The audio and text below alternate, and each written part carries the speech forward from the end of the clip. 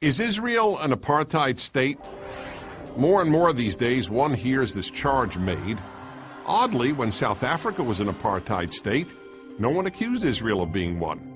The reason the charge was never made then, and shouldn't be made now, is the same. There's no truth to it. To those who know something about Israel or have just visited there once, the accusation is absurd, if not obscene. Indeed, it's a libel. But many people don't know very much about Israel, so let's respond to this accusation. First, what exactly is an apartheid state? And does Israel, or any one other country, fit that definition? Let's look at South Africa, the country that came up with this term. In South Africa from 1948 to 1994, there was an official policy that declared blacks second-class citizens in every aspect of life. Blacks couldn't vote, couldn't hold political office, were forced to reside in certain locations, couldn't marry whites, couldn't even use the same public restrooms as whites. Not one of those restrictions applies to the many Arabs living in Israel. 1.5 million Arabs live in Israel. They constitute about 20% of that country's population. Every single one of them has the same exact rights as all other Israeli citizens, and they always have.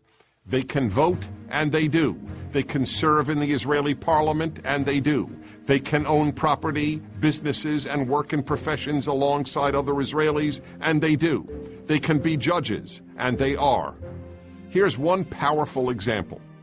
It was an Arab judge, who sentenced the former president of Israel to jail on a rape charge.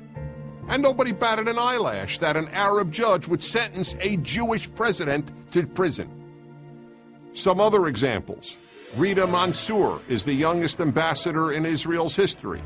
Walid Badir is an international soccer star on Israel's national team. Rana Raslan is the former Miss Israel.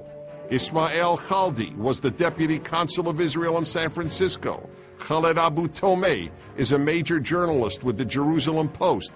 Galeb Majadel was until recently a minister in the Israeli government. They are all Israeli Arabs, not one is a Jew.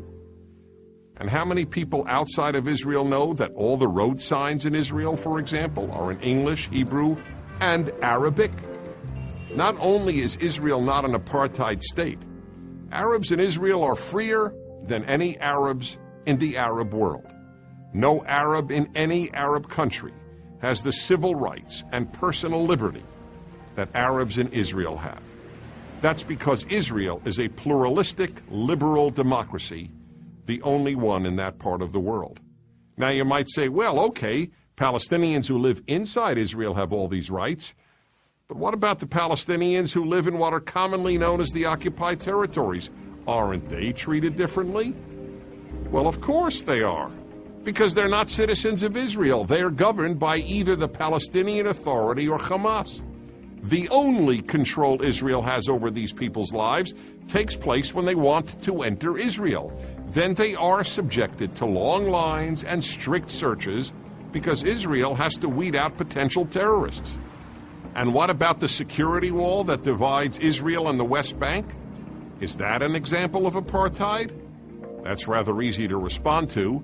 Is the security fence being built between the United States and Mexico an example of apartheid? Of course not. Israel built its security wall solely in order to keep terrorists from entering Israel and murdering its citizens. And you know what? It's worked. The wall, most of which, by the way, is an electronic fence, went up in 2002 during a time when Palestinian suicide bombers were regularly murdering Israeli civilians in buses, on streets, and in restaurants. And the moment the barrier went up, terrorism went down almost to zero. So then, why is Israel called an apartheid state?